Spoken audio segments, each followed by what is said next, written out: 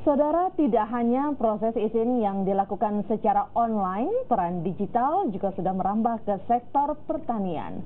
Program kewirausahaan dan digitalisasi pertanian yang digagas pemerintah melibatkan mitra badan usaha milik desa atau BUMDes dan sejumlah BUMN termasuk Telkom yang merilis aplikasi Loktan alias Logistik Tani.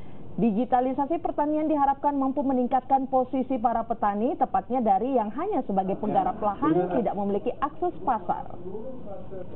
Dalam siklus pertanian ini datanya terintegrasi dan tunggal dan sifatnya valid.